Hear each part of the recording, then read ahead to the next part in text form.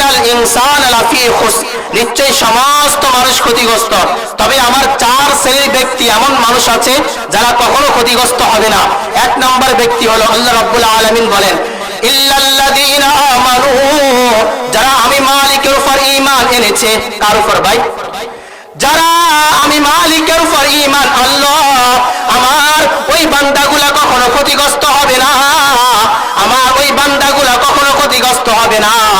যারা আমি মালিকের উপর ঈমান আনছে, শুধু মালিকের উপর নয়, আল্লাহর উপর ঈমান আনলো, আল্লাহ রাসূলের উপর ঈমান আনলো, যত ফেরেশতা আছে সকলের উপর ঈমান আনলো, এবং কি আল্লাহ রাব্বুল আলামিন যত কিতাব দান করলেন সকল কিতাবের উপর ঈমান আনলো, ওই বান্দাগুলা কখনো ক্ষতিগ্রস্ত হবে না, ওই বান্দাগুলা জীবনেও ক্ষতিগ্রস্ত হবে না।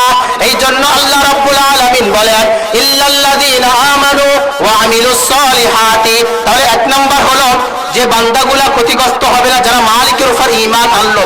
দুই নাম্বার আল্লাহ রাব্বুল আলামিন বলেন ওয়া আমিলুস সালিহাতি, যারা সৎ কাজ করলো, যারা দুনিয়ার জমিনের মধ্যে সৎ কাজ করলো, ওই বান্দাগুলা কখনো ক্ষতিগ্রস্ত হবে না, ওই বান্দাগুলা কখনো ক্ষতিগ্রস্তর অন্তর্ভুক্ত হবে না। তিন নাম্বার হলো ওয়া আমিলুস সালিহাতি ওয়া তাওয়াসাউ বিল হাক্কি, যারা সদা সর্বদা হক কথা বলেছে, ওই বান্দাগুলা কখনো ক্ষতিগ্রস্ত হবে না।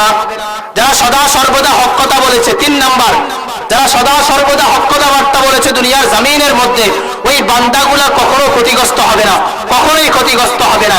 এখন আমরা সমাজের মধ্যে হক কথা বলি, অনেকে দলের বয়ে হক কথা বলে না, অনেকে এলাকার বড় বড় নেতাদের বয়ে হক কথা বলে না। যারা হক কথা বলবে না তারা কিন্তু ক্ষতিগ্রস্ত হবে, আর যারা সমাজের মধ্যে হক কথাবার্তাগুলা বলবে ওই বান্দাগুলা কখনোই ক্ষতিগ্রস্ত হবে না। এরপর 4 নম্বর আল্লাহ রাব্বুল আলামিন বলেন ওয়া তাওয়াসাউ বিস সাবরি, যারা সদা সর্বদা বিপদে আপদে আল্লাহর উপর ধৈর্য ধারণ করলো, ওই বান্দাগুলা কখনো ক্ষতিগ্রস্ত হবে না, ওই বান্দাগুলা কখনোই ক্ষতিগ্রস্ত হবে না। যারা সদা সর্বদা সবর করে, যারা সদা সর্বদা সবর করে। এখন তো আমাদের সমাজের মধ্যে নজির হয়ে গিয়েছে, যখন কোন মানুষের উপর বিপদ চলে আসে তখন কত মানুষের কাছে দোয়া চায়, কত মানুষকে বলে। আরে ভাই দরকার ছিল আগে আল্লাহকে বলা। কাকে বলা ভাই? আল্লাহকে বলা। আল্লাহকে বলা যে আল্লাহ আমাকে আপনাকে মুসিবত দান করলো, ওই আল্লাহ আবার আমাকে আপনাকে মুসিবত থেকে উদ্ধার করবে। আগে মুসিবত যখন হয়ে যাবে তখন সব সময় আল্লাহর কাছে বলবেন। এ পর্যন্ত আল্লাহ রাব্বুল আলামিন আমাকে আপনাকে যে কথাবার্তাগুলো বলার এবং শোনার তৌফিক দান করেছে, আমাকে আপনাকে বুঝার এবং আমল করার তৌফিক দান করুক।